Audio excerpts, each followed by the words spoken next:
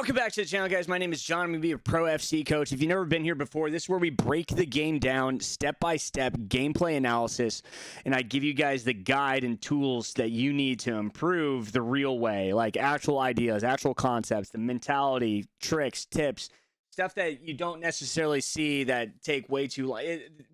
Stick with me, and I got you guys. I've taken many players from Division 7 all the way to Elite using a system and formulas. It's the same every single year, so stick with us. But if you guys need help making coins, if you want an even easier way, check out lootbar.gg. They have the lowest prices, fastest delivery, while being 10% cheaper than any other platform and trusted by big names like Pro Owns and Zorky. You also have insanely good reviews on Trustpilot. Get 10% off with my code JohnSims at checkout. Okay, and so today's going to be more about defense. So we're going to be stepping in, and I'm actually going to be talking about a corner kick defense in this exact scenario. This is a way to improve your defense, and it's kind of just a cheeky mindset. If you like this type of stuff, and then we're going to be diving into some more stuff on efficiency. Efficiency is the biggest thing that I can talk about when it comes to defending, and attacking too, but like, being a pro gamer, it's all about managing efficiency. I'm going to teach you guys what I call multiplayer switching. So this is part of my steps to success that you guys can check out. But I want you to recognize this. I'm gonna let this roll through. I do have some graphics on here to show you some things, but you're going to see here. I'm just going to try to run through this scenario here and just kind of skip some of these because I have all this preset. What you guys think the defense should look like, and why is it so? Look how crazy this was, so unstructured. Why is that? I still had to manage it. Basically, I have come back to this game, and all of our players are in weird spots. And so one of the biggest tips I can ever tell you is to get players into positions and locations that it makes sense. So here's kind of a little scenario where what you want to do is you want to grab like a fullback, put him on that side, put both your fullbacks on the posts. And the reason why you want to do this is because then when they break off the post, they can either go direct to a location, either or, right? And so unfortunately you can't choose left or right post, because I would always put my right back at the right post, my left back at the left post, and then I can just get a nice easy position. But instead we have Crystal Dunn here that is playing this left back position, as you see here. And our center back is here, and then we have another center back here, and then we have a left back on the right back side and a right back on the where he's supposed to be, and it just doesn't look correct, right? And so now I'm having to force this position, which opens up this entire lane here, and so now I'm trying to drag in, and so I try to switch to a CDM, but I get my center back, and so now I had to quickly switch, but what that ended up doing is it dragged open space, so now I have to really quickly try to get to that space and shut that space and zone down, and I have. But now my AI has shifted again, where Crystal Dunn is now playing that center back position, and all of this is all crazy and hectic. And look at the space, and look at the zone, and how much time. And then I get lucky that Marquinhos comes back because of the awareness off his defense. But if I was to do it again, this is actually what they look like. So my threat marker makes sense because the center back in the center position. My post watcher was, De Jong, which isn't terrible having a CDM in that central zone. Now, a near post was Marquinhos, but that probably should have been like my left back, right? And my back post was, it was actually, looks like it was Mendez. And so now I've got my fullbacks, on the post. Now, I don't necessarily like that because sometimes that can actually add to the problems. But the whole point of what I'm trying to say is what you want to do is you want to have some sort of structure and idea where your players are going to be, and then they can kind of shift into those zones. And so like a threat marker makes sense. Now I would probably put Marquinhos there as well. So now I have both my center backs right in the middle, and I'm going to try to keep at the top of the box, that type of thing. That's where I wish that you could have a top of the box CDM position. But the whole point is my fullbacks were on weird spaces, and that really threw everything off, which then, aligned with that type of zone. Now, you can also put your CDMs. I don't mind doing this either, is putting your CDMs on this position instead, because now if you put your CDMs, they can both just step forward into that space, so they can just step forward versus having to go wide. So your center backs are floating around that space, and then your CDMs can just move forward. Now, Me personally, if I could, I would put a CDM on a threat marker. So if you have like a Taram or a bigger player, that's probably where I'd throw that. The only thing is, you do have kind of the one thing I don't like is you can't choose left or right. It's just back post or near post. And so I would put a right back on the the back post of a left kick and a left back on the back post of the other side, right? And that's the idea. So that's a general formation. Very simple, very circle, and that will help you guys manage the efficiency of timing and space as you get, further along into this style of defense and attack. So we are going to go into another defensive shift. So this is a defensive shift. This is when we're coming off of a poor decision from like a CDM. So if we go back just a hair here, this is the next scenario. I'm gonna let this roll out here just to hear so you can kind of see it real time. And then I'm gonna get back into these places. So there's the slide, and now we have a huge zone open, and we're just gonna keep cutting past through these. And so now we get into this zone, and as this play continues, we're gonna manage that position, and we're gonna hold, wait. And we stay there. So, okay, so now let's step through. So how do we get into this position? What do we do? Can you answer it yourself? Well, this is where you find out. So I was actually sliding, trying to target. I was taking a huge risk because I wanted to win this ball in this position. And so then I was going to try to shift, and I just couldn't get there. So now I'm inefficient here with Rashford. There's no reason for me to be here. There's no reason. Now, if I could, I wish the camera angle would just completely shift, being able to see this angle now. Like, I wish it would shift so I can see my back line. I can't see anything. So now I have to like jump. You see how I take that player switch off the screen? This is where you guys, if you want to improve, you have to be able to manage this and get player switches off the screen to manage that zone. So now I'm trying to create partial pressure to force him away from a play and away from that pass. Now, had this been an incisive pass plus player instead of Rodrigo, maybe a better player would be able to hit that. And also the spacing and timing matter too. So the distance from here all the way up and with a ping pass plus, what I'm trying to say. So what I'm saying is the timing of this associated, it just didn't work out for him. And so this is relatively a poor decision right here for that CDM, for that slide. That wasn't necessarily bad because I was aggressive. I like to say there's a difference between good and bad decision making, and neither are ever bad. One's just a passive and one's aggressive. I want you to understand that. No decision's bad. It's passive and aggressive. Once it's underneath passive and aggressive, it becomes more about skill. So what I like to try to teach first is good decision making and bad decision making. Now, if I was being passive, should I have jumped Crystal Dunn? No, it's only in the first 10 minutes, so I'm still going to try to get another goal. I should not have. I would have just put her back, and then he would never have been able to hit that pass. So that would have been a passive decision. That would have been correct. Now, did I make a correct aggressive decision? Yes. I took an opportunity to try to win the ball where I had a potential rebound into a zone where I could go one-on-one with the player and get skill play position in a 1-2-1-2 type of zone.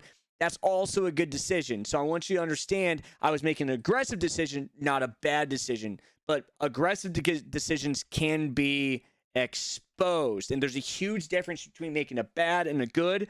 But being aggressive is how you win games. It's also how you lose games. And so the more aggressive you are, the more likely you're going to score, the more likely you're going to get scored on as well. So just bear with you on that. So I want to get through that topic. So now I ended up having to shift and adjust. And so this is where I'm pretty quick with this, but this is what you call multiplayer switching. It's when you put a player into a position and then you use the animation momentum of that player to apply pressure. And so then we use that R1 and then we mark and manage that position. This is what I call the diamond defense. This is like a zone defense between your back line if you ignore the CDMs. Now, this is more common this year because you're getting to these positions. These CDMs don't really look at this center mid. De Jong's doing nothing.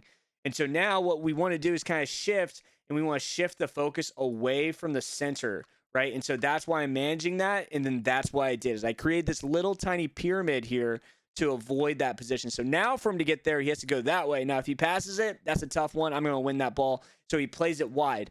Now we're in a new position. Now we get into what I call the gambit. And the gambit's very simple. Go down this edge. If you guys have been watching me a long time, you guys know exactly what I'm talking about when I talk about the gambit. But you go to the edge, and then guess what happens? You go right back, and then you're going to send this pass into like a zone like this. These are the only really options, or you take the edge too. So that's about it. You either go to this point, you take the edge, or they stop you and you turn around. Now, as a good player or a bad player, now it's about a decision making. Do you have time to take the edge? Is that where there's going to be a point of contact? That's a point of contact. This is a point of contact. This is a point of contact, typically, right? And so then you're going to say, okay, and maybe even this pass may even cut in earlier, and so that could be a point of contact. The whole point is once the moment happens, those are the points of contact. These are the moments. So now we have to defend both spaces, though. We have to defend this zone. We have to defend the cut. We have to the cut. We have to defend the cross, and then we have to defend the edge. That's it. Okay, and then you have the gaps. So then you have A gap, B gap, C gap. So this is essentially your A gap, your front gap, your middle gap, and your back gap. And then you have both the edges. So where's our priority? I would scale it is number 1 is going to be right here. This is our second priority. This is our third. This is fourth, and then this is fifth. Okay, so this is kind of how I run the priorities. So if he takes the edge, he's going to eliminate this priority. So then we're going to focus on that. Now, if he doesn't take the edge and he cuts this way, I'm going to focus on managing that first zone, that first gap here. Now, if he then eliminates that space and then he tries to cut back this way, now I have to readjust and manage that second, right? So this is very basic stuff if you guys follow, tactical football. But what I wanted to show you is the cheekiness within the video game. So in FC 25, you're able to take this player here and this player, and where were we able to take these players into position? We were able to take this player right into these zones, and they would just drive right into that space, and it was relatively really easy. EA developers made it really easy for us to just drag a defender right into that space, and it was fun. It was easy, right? I actually don't mind that but this is skill. This is where the skill opens up, and this is why we're scoring 6 goals a game right now, especially after the goalkeeper update, is to be able to manage that space. So now, instead of actually driving a player right here, I'm going to sit this player down to eliminate that space because I don't have enough time. So you can see I just sit. I just stop. I just wait because I know he's not going to take this edge, and now I'm going to apply an extra passive pressure here, and then he gets into a position where he doesn't have a passing angle, and so we just lock that timing down, and then I give up a really bad pass, which then opens up a space, which is a bad decision, and I have to force that out. But in this specific scenario, is about actually defending, using technique. So I sit the center back down, I allow that space to open up, and then it's very simple from there, right? And so then it's a decision base. But at a higher level, I mean, I'm playing in Elite. There's only like 200 people in my region that are in Elite right now. So I'm not playing a bad player by any means. But what I'm saying is if I was playing a better player, like a 2,500 ELO player, they're not going to make this pass here. This play is going to get extended. So if I'm playing an Anders, he's not going to continue here and then just make this pass. What he's going to do is he's going to ball roll away. Now, if you watch my gameplay analysis where I break down the pros, you'll hear me talk about these scenarios where I say, oh, this is fantastic decision-making. This stuff is fantastic. They do some stuff that you guys aren't going to see typically in, like, gameplay like that you're going to be standard. So the skill level of holding on to possession gets higher and higher. And their ability to, get into certain zones is going to be higher. So like right here, this is a very poor decision. I played this way too fast. Once I win this ball here, boom, I'm expecting him to do this. This is where the game's just fast. I need to take a dribble this way and just see what happens. And so I just instantly make a pass. I'm just trying to get up the pitch and try to that striker. And that's where I make mistakes sometimes. And so I want you to understand, this game is not about being better than your opponent. It's about or being smarter than your opponent. It's about just being less dumb. And I know that's like kind of, but that's what it is. Like, if I go back through this, dude, what as a coach to me, what do you tell me? I know not to make this pass. Why did I do it? Right? I promise you go back through your gameplay, you're going to see yourself do some stupid stuff. I'm telling you, you're going to be doing so many dumb things all the time. It's about just not being dumb. But how do you do that? Well, it's about speed of play. So now you have to talk about speed of play. So speed of play becomes a thing where the faster you play, the more dumb things are occurring. That's how I call it. So skill is about being able to manage the brilliance of what you're trying to do efficiently. So you're maximizing efficiency while not being dumb. That's what it is. So if you consider being a good gamer, you just need to maximize your efficiency of not being dumb. That's all it is. So you know not to make those passes. You know not to jump this lane. You know not to do X, Y, and Z. You just have to be faster at doing it. That's, some relative stance. Now, you may not understand total tactics, and I don't know every single thing there is possibly, but I have played this game enough, and I understand so many variables that my tactical position, I'm aware of a lot more scenarios. So like right here is a wide open example of me not playing fast enough. I got the tactical scenario. I did everything, but what did I miss? I missed the goalkeeper coming out because I was worried about something else. This is what I mean. Is it me? If you were watching, if we show you through this whole game, I should have 3 or 4 goals on this. But guys, I'm 31. I'm a little bit slower. This is an example of me being quick, but not fast enough. So like right here, we break that position, and I just get him into a small little zone. If you look, I'm trying to build this zone the entire time. So what do I do initially? So my first touch is this way. What does that do? That sets up this run. So it looks like I'm going to make that pass. So what does he do? He has to switch off. Now his animation momentum is coming this way. So now I do a skill move. This little tiny skill gets me into a perfect cut angle. Now what I have to worry about is that space, and I'm just trying to create that lane, that angle to get that ball through. And then what do? I do all the hard stuff. And then what do? Is that on me? That's on me, right? That's on me. That's not on him. He didn't do anything crazy. He just held triangle down and played bad defense for a second, right? Or I played a little bit better skill position because I pulled him out type of thing. And so what I'm saying is if you're not improving this game, you're not going from D3 to D2, it may be some tactical stuff. You may be applying pressure and being too aggressive, or you might be being too passive. You might be doing some things. And that's why we're here to step you guys through a bunch of this. But defensively, when we get into like the roots of this game, I'm going to show you a couple mistakes. I think I do get scored on, and let's see if this is a mistake or if this is proper defense. So here we go. This is where we're into a zone. I just jump and I go straight at him, right? Dumb. That was dumb. But look at the build. The build's building. But look at the offset. So this is where I made a mistake. So we're going to step through my mistakes. I'm going to show you my mistakes on defense and how to improve into these scenarios as well. So it looks like we're in relative good structure, but I don't like the back line position. Marquinhos is a little bit off. I get 1-2, and now we're back into an attack. And then I'm waiting. I was just trying to create that space. So if you look at this, I was just trying to create separation. But what that ultimately ended up doing is it created separation of my back line. And then this is where this goal is going to get scored now. So it looks like there's a huge gap from my back line here. Huge. And so now what do? Is I step. And the reason why I'm going to step is I'm expecting him to hit that pass. And oh, man, that was actually a really good step. So that was me being aggressive. It looks like, I guess there was another creative run right into that space. And I miss it. You see, now I'm being aggressive again. So now I guess this is where it just gets tight. And so you can look at this. I'm right open, and he gets like this little weird thing. And so it pulls me down. I have to get it again. There's the pass. Try and make a pass. And if you actually look at my controller, I am passing backwards. Dang. I thought I was trying to pass it straight, but that's all right. So now 1-2, I'm expecting to go this way. I jump that way. There's the poor play. But there's the diamond defense. So it shifts into a diamond.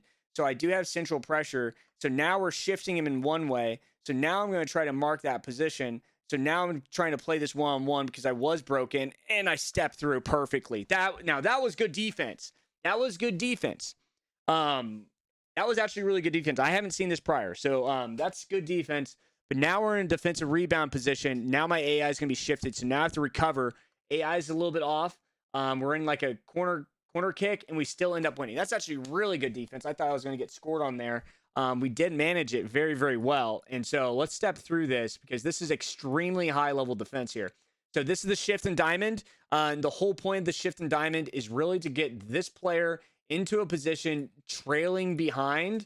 So now it's like a timer because if we don't have this and the player's in front, it's almost like there's going to be no pressure from behind because it's going to be a longer timer. And so I give up a little bit of that space there. Now, that's not always ideal. You have to be really quick. You have to be good at this, manage this. So now our whole focus is to shift it to one side and keep it manageable. If you watch VVD, he's very good at shifting and managing players. You can see this.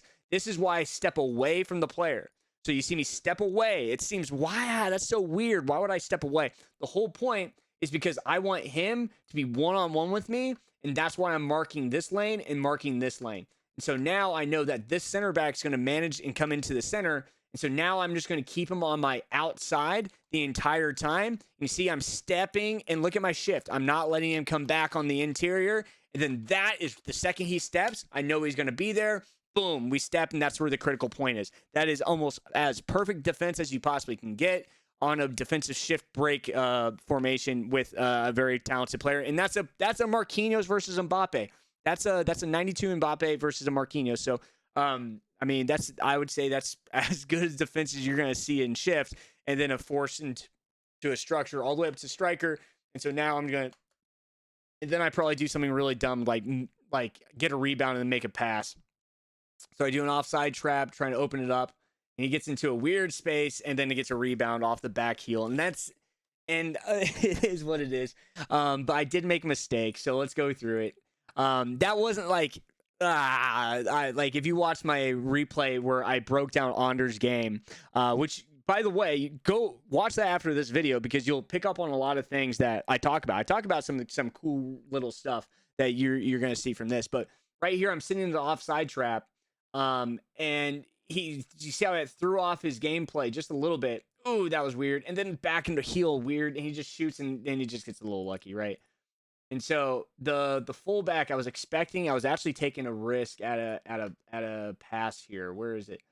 Taking a risk right here. Boom. I was taking a risk, but this is where I'm just old, man. This is where like you get peak Johnny. This is a counterattack going the other way. Look at me. Look at me. Look at this. I have to zoom in over here. Look at this. Look how bad this was. Where am I going? Where am I going? I missed like you can't imagine.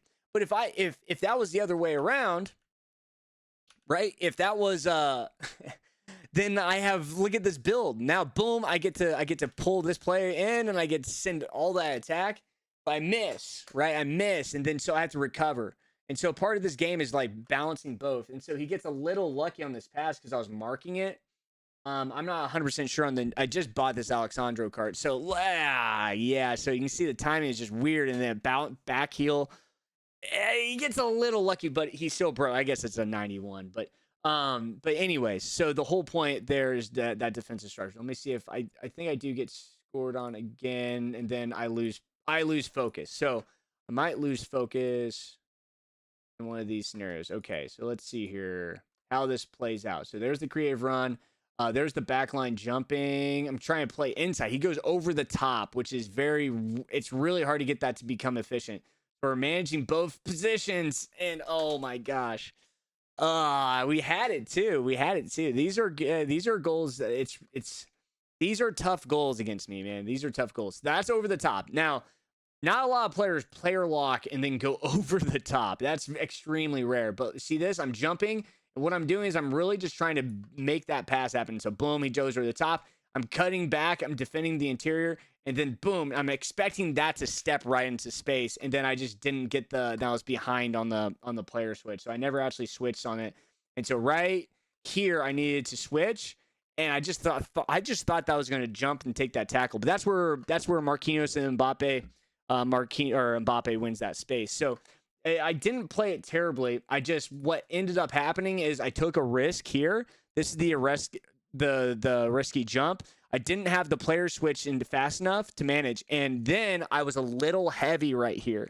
So you can see how I stepped this way. I needed to like fake down this way. Because if I had faked down, I would have been in this zone, and that's a significantly different position. Because now, as he makes that pass, it's just right to me, right? Or he has to hold on to this and rotate out. So realistically, I made a small, and this is a mechanical mistake, not an intelligence thing, because I did not mean to step up. I meant to step down, and I just didn't do it. And so that opens up that space. So now I'm marking this way. And then what I'm expecting is I'm expecting Marquinhos to take that. Like, look at this. So if you look at the animation set now, it looks like he's about to open up back on the backside because Marquinhos is right there. Instead, he actually opens towards Marquinhos and still gets around it. So I did have a recovery position. It wasn't perfect, but what do you guys think? Let me know below. Do you think I deserved getting scored on there? But I think we go out and win this 6-2. So anyways, hopefully you guys like this video. If you guys did pick up on something, drop a like, subscribe to the channel, and check us out in the next video. Until next time, thanks for tuning in. And guys, the mobile app for FUTalert is coming on. It's on its way, so stay tuned for that. If you guys need help with trading, AI coins, all that, FUTalert, and yeah, our other sponsor, Killer 2, Loot Bar. Get some coins. We'll see you next time.